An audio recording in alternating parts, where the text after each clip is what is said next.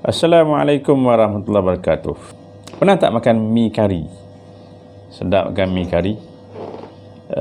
Baru ni mi kari menjadi satu perkara yang cukup glamour apabila ada orang tularkan mengenai mi kari yang ada dagingnya itu seperti daging babi. Sesungguhnya yang halal itu jelas dan yang haram itu juga jelas. Bagaimanapun di antara keduanya terdapat perkara yang tidak jelas, yang syubhah, yang mana ramai orang yang tidak mengetahuinya. Baru ni mi kari menjadi satu perkara yang cukup glamour apabila ada orang tularkan mengenai mi kari yang ada dagingnya itu seperti daging babi, yang menjadi menu di sebuah restoran berangkai yang telah juga mendapat sedia halal, tetapi ditularkan mengatakan bahawa dagingnya itu, merahnya itu seperti daging babi yang tak halal, menyebabkan menjadi huru-hara. Harus diingat bahawa dalam hal kita nak menularkan suatu perkara ni, mesti kita kena pastikan yakin betul-betul barulah kita tularkan. Ini tak dapat je yang kita rasa ya memang benda haram, semuanya akan menjadi haram, ya.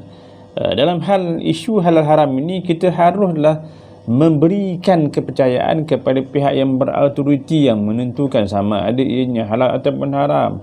Sebabnya nak memberikan sedia halal ini bukan suatu perkara yang mudah, bukannya hanya berikan sedia cek ada, mesti dibuat pemeriksaan satu persatu atas semua ramuan, hidangan, termasuk juga bahan-bahan yang digunakan, satu persatu mesti ada sedia halal.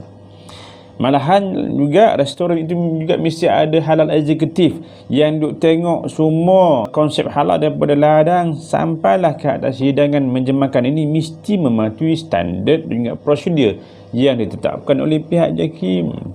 Jangan kita memandai menularkan perkara yang tak benar. Akhirnya apabila telah dibuat pemeriksaan oleh pihak KPDN, ICP membuat pemeriksaan, juga didapati bahawa aduan juga tular yang anda buat itu adalah tidak benar, menyebabkan berlakunya kehuru-haraan, menyebabkan berlakunya orang yang tak yakin lagi kepada logo halal, maka itu juga sebagai penyumbang ke arah kita nak melakukan dosa jariah ini, tuan-tuan. Sebab itu dalam hal ini, kalau kita lihat dalam prinsip-prinsip halal dan haram yang telah dituliskan oleh Dr. Yusuf Al-Qaradawi dalam kitab beliau Halal Haram dalam Islam ini, ada 11 prinsip. Antaranya, sesiapa yang menghalalkan benda yang haram, mengharamkan benda yang halal, dosanya sama seperti mensyirikkan Allah Subhanahu Wa Taala. Besar dosanya, tuan-tuan, ya. Sebab tu kita kena tabayyun, kena check and recheck dulu, ya. Dan juga kita tak bolehlah kita nak melampau dalam hal ini, ya. Sebab tu Allah juga telah menyeru kepada kita, ya ayyuhallazina amanu la tuharrimu thayyibati ma ahallallahu lakum wa la ta'tadu.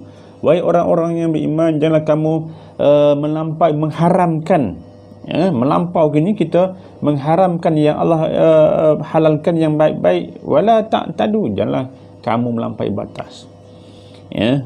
Allah tak suka orang yang melampaui batas ini, tuan-tuan. Oleh kerana itu, kalau kita menularkan perkara yang halal tapi kita sebut sebagai tak halal, ialah termasuk dalam orang-orang yang bercirikan seperti ini, tuan-tuan. Na'udzubillah. Oleh kerana itu, pihak KPDN, ICP dan juga pihak JAKIM telah menyatakan kenyataannya bahawa aduan tersebut, tularan tersebutlah palsu, sebab restoran telah pun mendapat sijil halal pun. Dan juga walaupun masuk dalam surat khabar sebagainya, tapi surat khabar tu yang saya lihat semuanya menjadi letakkan tanda soal. Biasalah kan, isu-isu halal ni menjadi isu yang sangat sensitif, tapi benda yang benar kita kena akui bahawa dia ni adalah benar, dia tetap juga halal, sama ada Islam ke orang bukan Islam. Sebagaimana ianya halal, kita kena sebut bahawa dia adalah halal, ya.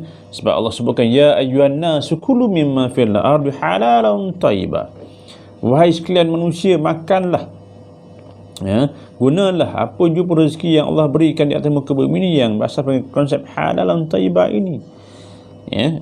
So oleh kerana itu rujuklah kepada website www.halal.gov.my, nak lihat status halalnya itu, tengok dulu, termasuk jugalah like FB bahagian hab halal, like FB bahagian hab halal yang diuruskan oleh bahagian Pusat Halal JAKIM. Tengok Direkti Halal, dan juga downloadkan app Smart Halal, Warifah Halal, semuanya itu telah disediakan oleh pihak JAKIM untuk memastikan kita ini tidak menjadi orang kata bahawa nak sangat, oh akulah yang dulu sekali yang nak sebarkan. Jangan tuan-tuan, niat kita baik tapi perbuatan kita tu yang tak baik, maka dianggap sebagai yang tidak baik, ya. Allah sukakan orang yang baik-baik saja. Innallaha thayyibun la yaqbalu illa thayyiba. Sehingga Allah tu baik, Allah sukakan orang yang melakukan amal kebaikan ini, baik-baik belaka, ya. Termasuk jugalah dalam kita nak menularkan. Jangan tular, semak sebelum sebar, ya. Semak sebelum sebar. Jadi sekian, Assalamualaikum warahmatullahi wabarakatuh.